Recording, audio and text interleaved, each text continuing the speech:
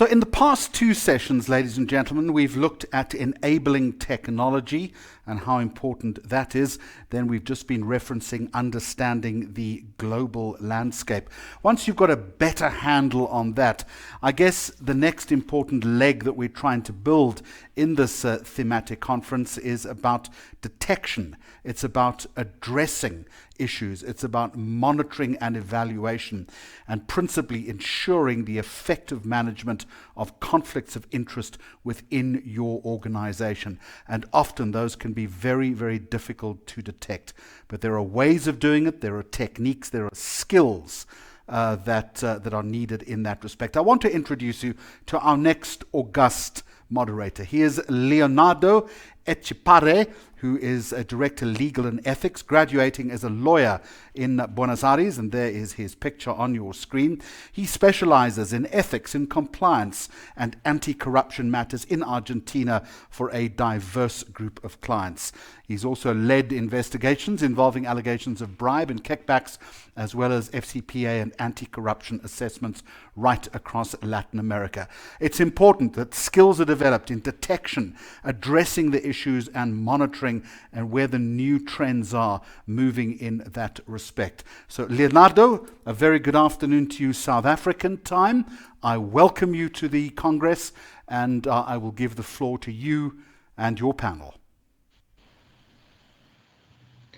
Hello, Jeremy. Thank you very much for the introduction. Happy to see you again this year. I'm really excited about this engaging talk we are going to have with these awesome speakers, whom I will introduce to you in a few minutes. First of all, I want to thank the organizers for inviting me. I'm truly honored to be part of the second International Congress run by EFCA. I want to congratulate the organizers for all the hard work they've done, especially to Angela Cherrington and Sarah Bain. And I also want to thank the Argentinian Association of Ethics and Compliance for proposing me to coordinate this panel. Having said that, I want to welcome you all to the panel where we will discuss, as Jeremy said, how to detect, prevent, and monitor conflict of interests. As you all know, people regularly face situations where interests conflicting, and we need to know how to resolve those conflicts of interest in an ethical and responsible way.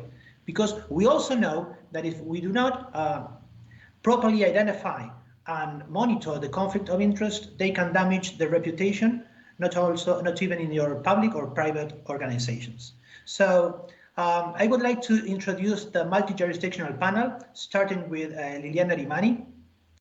Liliana is an Argentinian living and working in Spain. She's part of the Argentinian Ethics and Compliance Association, and she's a compliance expert with many years of experience in the compliance field, and also she's the former Global Compliance Director of SEBA Logistics, and also the former EFCA chairperson. Hi, Lily. Hi. Thank you for having me. Thank you for joining. Then we have Gregory Bates. Gregory Bates is in the United States, but he studied part of his life in Latin America, I think. He told me that. That's right. That's right. He's a lawyer. He's a counselor at Miller and Chevalier. So he has many years of experience also in the compliance field, and he will give us the view from the advisor, working for different organizations. And last but not least, I'm sorry. Hi, Gregory. Hi, Leonardo, and thank you for the invitation, and thank you to IFCA for putting on such a great event. Thank you. And last but not least, as I told you, we have Natalisha Solomatina. Natalisha is from Russia. I told you it was a multi-jurisdictional panel, and she is the compliance director at Moscow City Telephone Network, and she has many years also of experience in the legal and compliance field. So I welcome you all, and before going to the assigned topic, how are you, Natalisha? Hello, dear all. Thank you very much for the chance to take part in this Congress. Nice to meet you. Let's start. Thank you, Leo. Okay. Thank you very much for joining. Before going to the assigned topic we have today, I would like you to tell the audience in a few words Why or how did you start working in compliance? Maybe Liliana Okay. can start? Yes, sure, thank you. Well, while the first time I heard the word compliance was in 1994 when I joined Hewlett Packard, long time ago, I think that the concept of compliance has been with me since I was a little girl. My grandfather was a director and owner of a newspaper, and he used to invite me to adults' dinners. I was a little girl sitting there, hearing conversations of very interesting personalities, discussing about politics, I don't know, economics, behavior, and other stuff. And I was listening because I was a girl. But at some point in time, my grandfather would say, Lily, what do you think? Most of the time there were dilemmas on those conversations with no yes and no answer. Similarly, when I was asking permission to do something to my parents, again, they would say, Lily, what do you think? And later at school, I was named like the conscience of a dear friend just because she was coming to me for advice on lots of things. So I guess I have a family training or a life training. So when the professional career offer the opportunity to become a compliance professional, I just thought it was a good fit for me. So that's how I ended in compliance. Thank you, Lily. Very interesting about ethical dilemmas, when you have to decide. And you are a very good person to ask when you have one. I know it. Greg, what about you? I think not too dissimilar to Liliana's experience. This probably started when I was very young. My family moved around a lot when I was a child across the United States, did many different corners of this big country, but also abroad. And so was sort of exposed from a very young age to a lot of international issues, which was always really interesting to me. And then when I was studying in university and after university, I had the good fortune of living in a number of different countries and had the unfortunate experience, though, that lots of people do have, where things are not as easy as they should be. Corruption gets in the way of just routine practices, trying to get a telephone installed in your apartment, for example. And so those kinds of things really motivated me to come back to the United States and do my postgraduate degrees in law and international business and write a thesis about corruption and the impacts that it has on human rights in Latin America. So that's sort of the genesis of my career, and really been fortunate to practice in this space for the 15 years since. Thank you, Greg, and we can share that work with the audience later if you want. Natalisha, what about you? Yes, my story is more traditional. Compliance for me began as one of job tasks set by the management. Our board of directors decided to implement compliance function into business. Therefore, some years ago, I knew a new word. It was really just a new word for me, compliance. And I see that it was necessary to gain new knowledge. I realized that compliance is a system and it requires completely different knowledge and skills. It was difficult and interesting at the same time. So it's become a challenge for me. Now compliance is already my way of life. That's it. Okay, that sounds great. Thank you for sharing this information, because I think that it's important for the audience. Maybe there is someone that is starting or is interested in compliance and they don't know how to start. So I think that your experiences could help those who want to come to our world, our compliance world. We also have a poll. The speakers prepared a poll. I don't know if the audience or Jeremy can help me for the audience to see the poll so we can discuss the results later. But going directly to the topic, because we have not much time, I would like to start asking Liliana Rimani. I have 3 questions for the 3 speakers, So I want to start with Liliana and ask her, which are the reasons for having a program to prevent, detect, address, and monitor the conflict of interests? Okay, thank you. I think there are basically three good reasons for me. The first one certainly would be compliance with anti-corruption laws. Although, as mentioned on the Transparency International Anti-Corruption Guide, conflicts of interest are not per se a violation of anti-corruption laws. However, they could lead to those violations. So if we think that many countries will sanction violations to anti-corruption, and some others will also sanction companies that have not implemented a program to prevent and detect possible violations, then it's more than a good reason to have a program. Another good one for me, it's avoiding commercial risks. I think that the unknown or unresolved conflicts of interest could drain your revenues because you are not addressing them, you are simply losing money. And in parallel, you could also jeopardize the confidentiality of very sensitive confidential information for the company. So that is the second good reason. And to crown it all, I think the third one, it's customers. The customers of any company will exercise compliance due diligence to its third parties. So most of us are used to answer those compliance due diligence, and we know that in those questionnaires we get a bunch of questions about conflicts of interest. So a company may decide to reply no, no, no, no to all of them, saying I don't know. But I guess a good due diligence on the other side will probably come back with a follow-up question saying, how do you know? What are you doing to say no to all these conflicts of interest questions? Again, going to Transparency International, weak identification and management of conflicts of interest could undermine your reputational integrity as a company. So as a compliance officer, we should think, is this what I want to show my customers?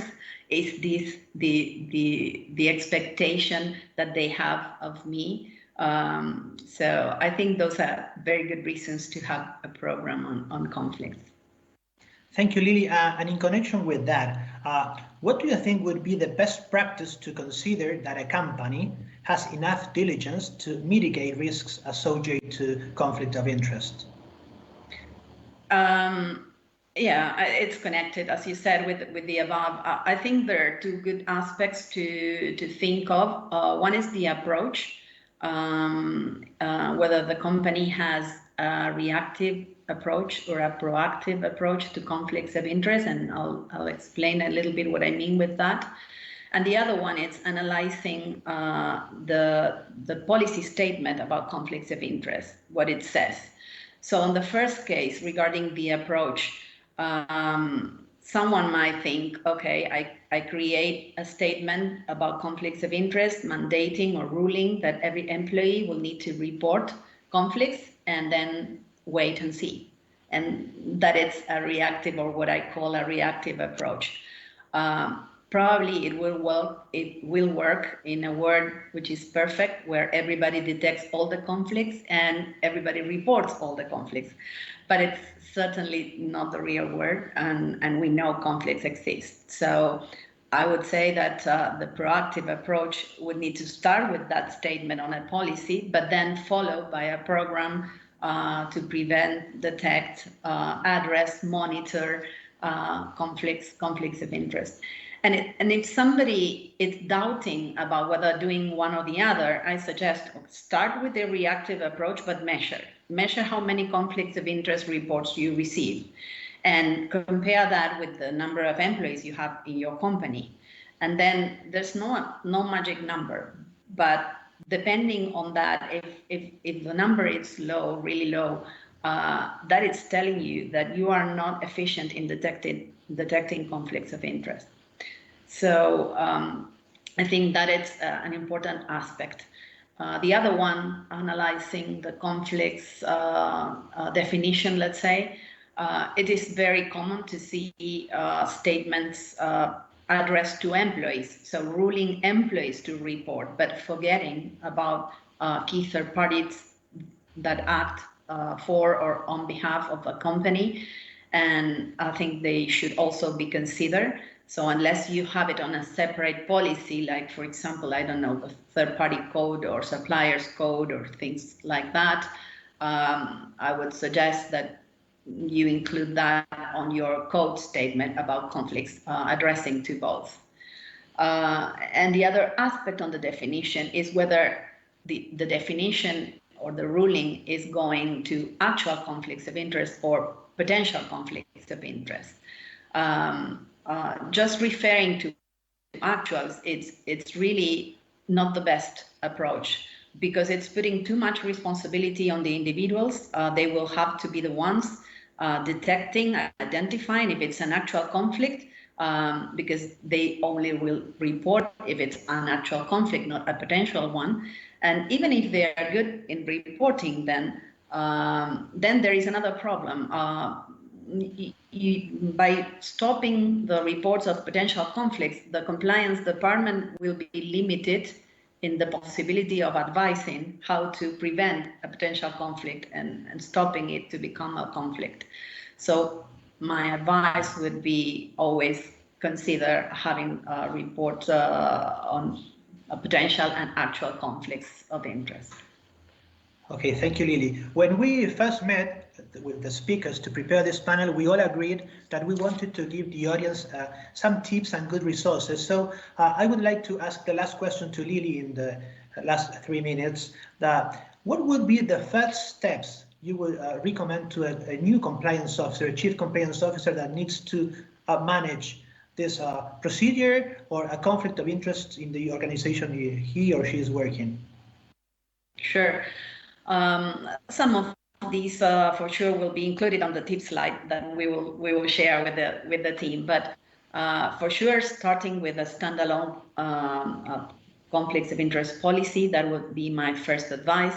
Putting in place communication and training for guiding people to know it, spot it, report it.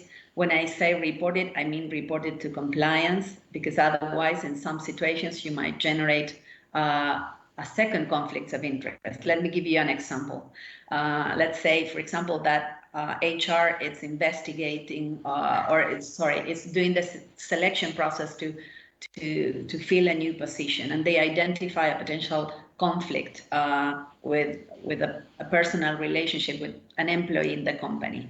If you leave that decision to be taken to the hiring manager or even to the HR manager, then there's a risk there to face a second conflict, because their willingness to speed up the process and filling the position will conflict with the decision of the company to clear the first conflict. So that is a good moment to involve compliance.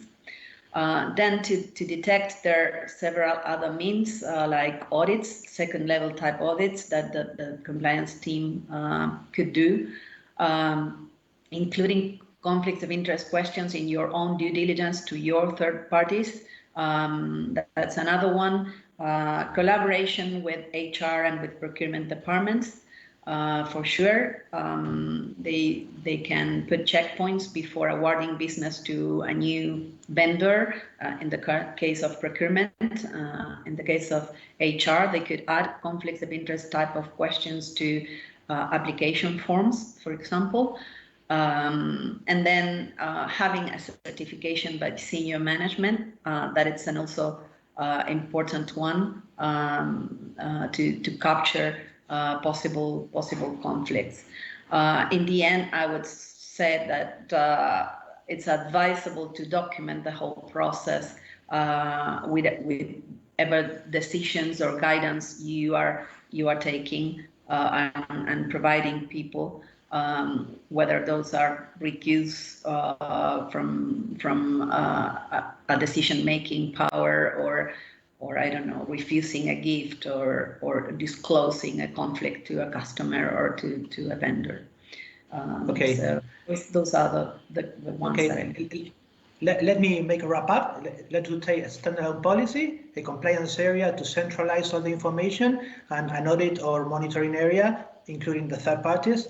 That would be like the stage. Thank you very much, Lily, for your answers. With Lily's answer, we had an excellent overview of the compliance of interest topic. And now I want to talk to Greg and to go a little bit deeper regarding some specific issues. Greg, what would you be, in your opinion, guidelines related to conflicts of interests concerning employee recruiting and promotions, particularly for senior or sensitive roles? Okay, so what's your opinion on that? Great, thanks, Leonardo. Well, I mean, the simple takeaway, the simple answer would be that it's a good practice, but let's dig into that a little bit.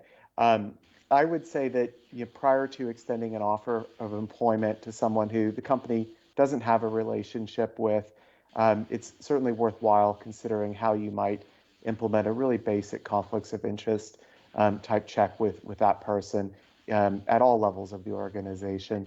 And I would certainly think about ratcheting that up, the level of effort there, as positions get more senior or get to positions of trust or confidence, as they might be called in some organizations.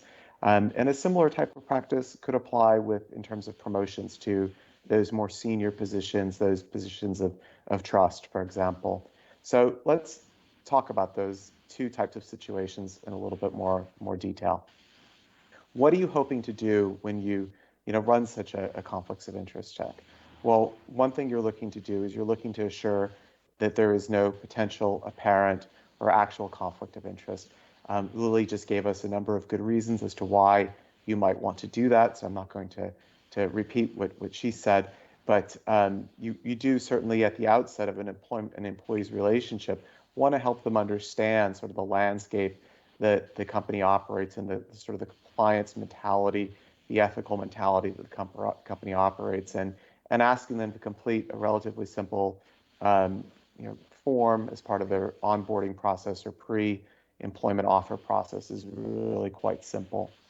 You're looking to also mitigate any of those conflicts of interest that might come up.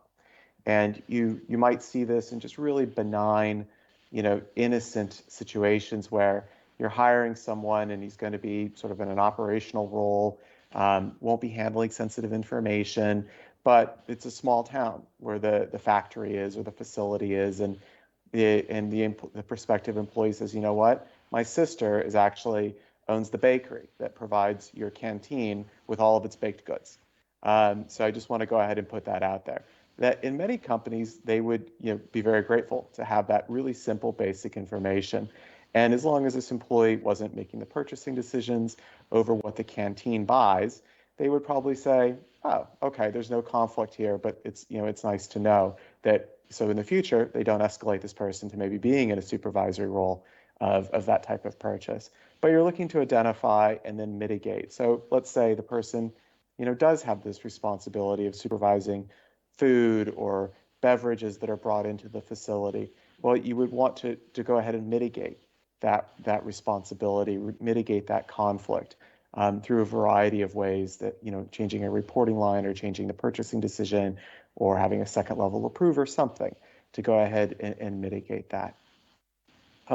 One very, very important practical question, though, to think about if you're thinking about rolling out a conflicts of interest program to new employees or senior executives or people who are being promoted into positions of trust is the scope. Do you really want to do this across the board for all of your employees when they're coming into the company? Is that too much for you to take on as an organization? Is that reflect the risks that you as an organization actually think that you have? One thing that you want to be really conscientious of, I think, is taking a risk-based approach to things and not just taking a broad swipe. It could be that the broad swipe in theory is very easy, but it will become a challenge. It could become a challenge later on as you try to actually manage and implement on a regular basis across the organization. So it's helpful to think about which types of employees do you want to actually subject this when they come into the company. Similarly, it's helpful to think about the levels or the types of roles as you promote employees going through the ranks. So is it that they reach a certain level in the organization, a director, a senior director, vice president, whatever those types of roles might be called at your company? Or is it also contingent upon the type of responsibility they may have? So any lawyer, any auditor, any person who works in human resources or the people function is subject to a conflicts of interest check, regardless of level of employee, given the sensitive nature of those roles and the sort of the assurance responsibility that those roles tend to have. So if once you've thought about why you want to do this, to whom you want to apply these processes, it's helpful just to have a couple of really practical tips in your pocket for how you might do this. On the pre-employment side, Liliana mentioned this idea of a questionnaire, often just a couple of simple questions. And in the great majority of cases, people will say no, no, and no. And if you stress test those answers, you will typically find that the answers are correct. It is no, no, and no. It's not a time when people are really, this isn't an area I find in most of my experience that people really lie if they're asked directly about these kinds of things. There are much more nefarious and scary parts of my work where people often do lie, but this is not generally one of them in my experience. In terms of the what you might also do with that information, if you felt the questionnaire was insufficient for say the level of responsibility this person's going to have or the sensitivity of their roles, you might also do a little bit more deeper diving. So you could couple the questionnaire with an interview. You could couple the questionnaire with public record searches to see if they maybe appear as a director in another company, for example, or you could check additional information that's available in press and public records, or in really intense cases where maybe you're hiring a senior executive in a sensitive position, you could even engage an investigative firm to look into the person's background and experiences and further identify conflicts of interest. I would say we see that sometimes in very, very senior roles in sensitive industries that are highly regulated, for example. And the same type of process, I would say, you would apply in the promotion side as well. Greg, sorry for interrupting you, but you talked about senior managers, and based on your experience, I would like to know what are the most risky conflict of interest for senior managers? Do they have a conflict of interest too? So here, yes, the simple answer Yes. again, yes, they can have conflicts of interest. And I would say here, let me just give two types of examples. One is probably pretty obvious, and the other is going to be less obvious. In terms of the obvious example, senior executives, by virtue of their level in the organization, they are exposed to sensitive information that's commercially valuable, that might be valuable on the open market, particularly in the case of a publicly traded company. And they are entrusted to keep this information private, to not share this information with others outside of sort of a small need-to-know group within the company and the company's informed external advisors. So if we think about a concrete example, if you're in a publicly traded company in the United States, you report earnings on a quarterly and annual basis. Going into those quarterly and annual report filings, senior executives often have what's called material non-public information, and it is illegal for them to act on that information, to go ahead and tip someone without allowing the public to know in general. But it's unfortunate, but sometimes we have seen situations where executives have acted on that information to go ahead and benefit a family member or a relative. In one really tragic case that I investigated, the senior executive was subject to a divorce and had to pay alimony, and the executive saw the earnings were going to really boost the company's shares, and so she bought a whole bunch of shares right before the earnings became public, so she could then cash them out immediately after earnings became public and settle her alimony and her divorce. Extremely unfortunate, likely illegal, and the company said this is a conflict of interest with you, and you've been here 27 years, but we are letting you go. And so that's an example, an extreme example of the kind of thing that you might see with a senior example. A not so obvious example, though, might be board positions. So senior executives are sometimes asked to sit on boards of for-profit or not-for-profit or educational institutions. And these are prestigious opportunities for the executive, and they're prestigious for their employer. It raises the profile of the employer, in the public. So often these can be really great experiences for the executive and win-win experiences for the company. However, there are also downsides that can happen that can create a conflict of interest. And we've seen situations where the executive dedicates more time than initially envisioned to the board position and making them unavailable as they would otherwise be to their employer. We've seen situations where the compensation and for these types of positions is so great that the employee is actually making an affirmative decision to dedicate more time to the board because they are making a really great salary out of that. We've also seen positions where in a not-for-profit space or an educational space, where the board member, the employee/board member, is sitting in a board of a very prestigious university, a technical university, the kind of organization that would have the ability to influence technology for years to come in this country.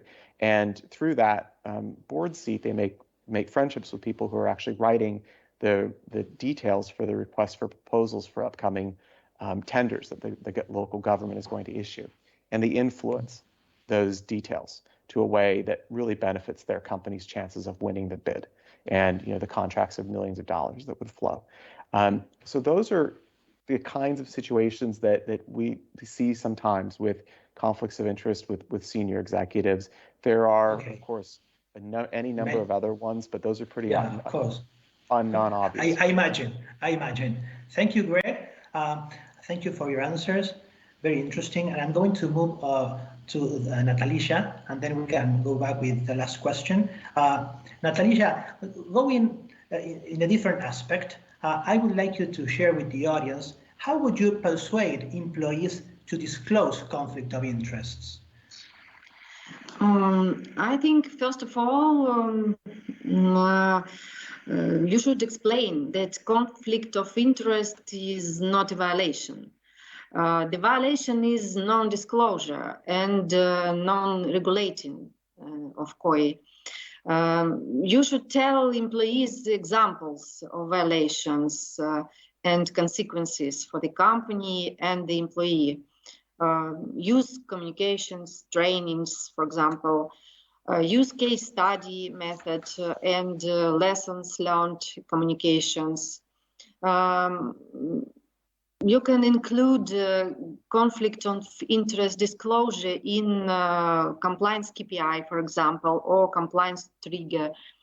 In our company, for example, it is included in compliance trigger.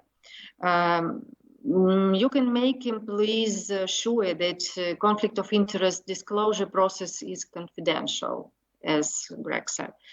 I think most people want to live honestly, and they disclose conflict of interest because they understand that disclosure doesn't ensure any sanctions, but on the contrary, they thereby prevent the violations and the company's risks. And if some information doesn't disclosed, it could be violation, and sooner or later somebody will witness a violation and will report about it. You can't hide that in a bag. Yeah. Okay, I agree with that. So if you not disclose the conflict of interest and then it become a violation, of course, this you should close the situation with and stop to work with this employee. So I think there are a lot of things you can do to persuade employees. Okay, thank you, Natalisha. Lily and Greg were talking about that conflict of interest involve many data, information, questionnaires, answers, questions. What is the best technology to manage all this data information? What would be your suggestion for organizations?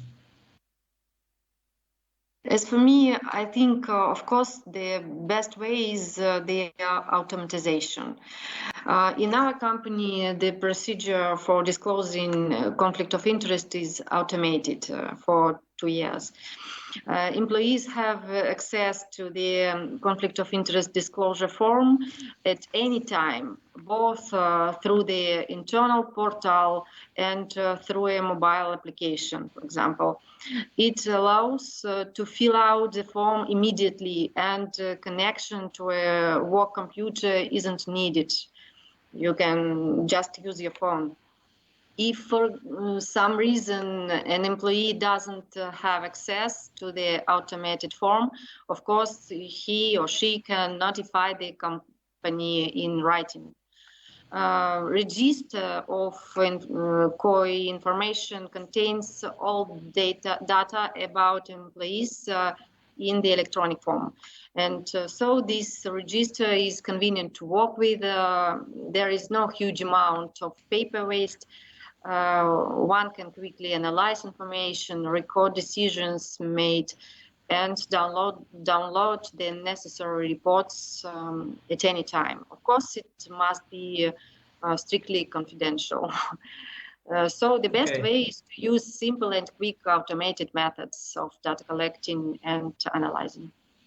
Okay, thank you very much. I'm sharing my screen because you know that time flies by, and I want to show the audience the work you prepared with the tips regarding conflicts of interest, how to address conflicts of interest. So I don't know, Natalisha, if you want to start with one of them, just to tell the audience, or Lily or Greg. I don't know who wants to start with the tips before going to the questions that Jeremy sure has for you. If you let me, I can start by the end. I think most of them we have been mentioning during the questions and answer session, but I would like to comment on tracking, on monitoring a little bit about the conflicts of interest. As Natalisha was saying, it is great to have it automated because you will have the information. I think that it's very important not only to track quantity of reports, but also kinds of reports. I mean, the type of conflicts and the origin regions where they're coming from, the geographies, if you're a company, because that may allow you to tailor the training, also taking what Greg was saying, so that you don't go and provide training to a broader scope when it's not probably so necessary, but to focus more on those specific areas. So I think that having automated with a form, with reports and analyzing the results, it's really helpful. Okay, thank you, Lily. Jeremy, I think that we are on time. We have 5 minutes left, and I don't know if you have any questions for the speakers. Let me know that, or we can continue with the tips. I'm looking at the screen in front of me. At this point, we're not engaging with any questions. So we've got about 6 minutes left on the session. So I'm going to hand it back to you. Let's wrap up with the tip, shall we? Thank you, Jeremy. Okay, I don't know if Greg or Natalisha wants to continue. Leo, sorry to interrupt. I think we also have the poll ready. Maybe they can launch it and see what people think about that question and answer. I think they have it ready to place it. Jeremy, yeah, I can. Yeah. Thanks. Thank you, Lily. Jeremy, I go back again because Lily correctly tells me that we had opened a poll, and I don't know if we have already the results. Yes, we do. So let me just remind people, if they go to the polls tab on the screen, you will see the poll, which is up now and running live. Let me just verbalize it for you very quickly. What does a business gain from knowing and applying conflict of interest management procedures? Reduce risks, protect business interest, good reputation, compliance with the laws, or perhaps you think it is all of the above. So what does a business gain from knowing and applying conflict of interest management procedures?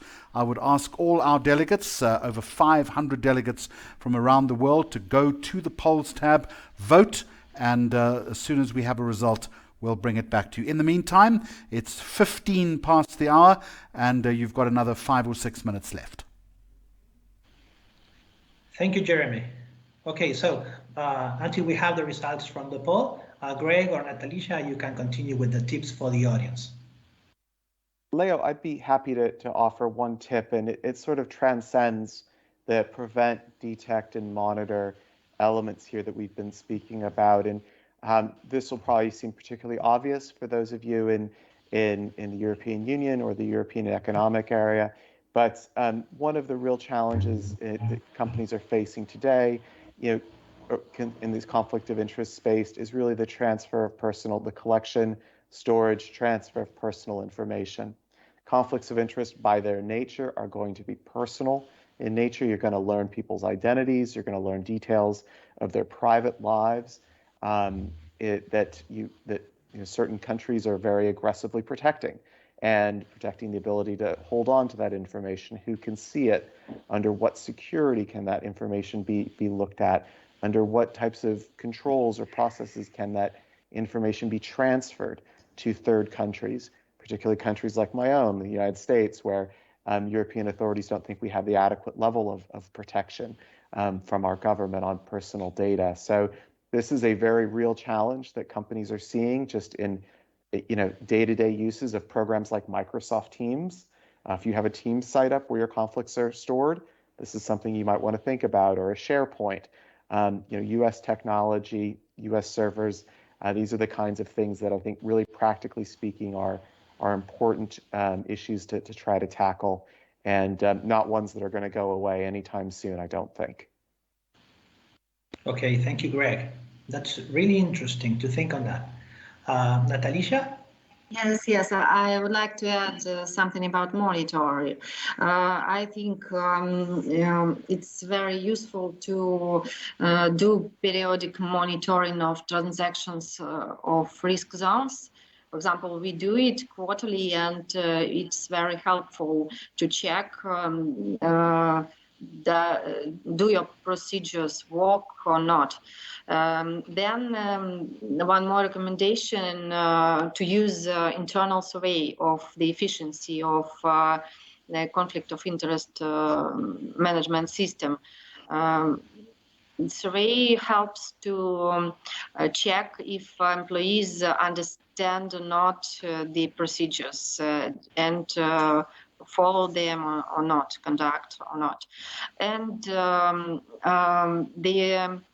lessons learned, the results of enforcement and discipline, the examples of violations,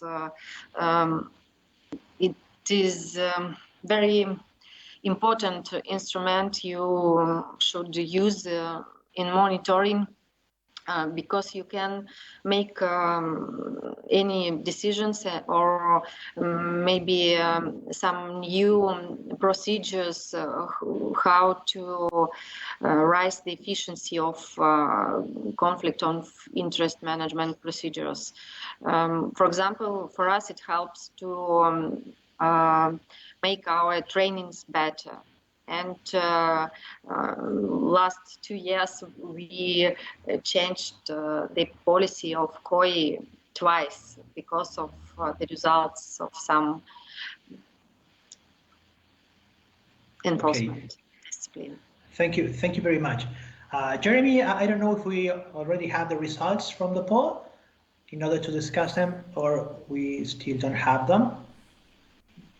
No, we're still waiting for those results, but I promise you, the moment we have them, we will bring them to our delegates right around the world. In the meantime, I'm going to thank you and your panel for a discussion. It certainly engendered a lot of comment in our chat box.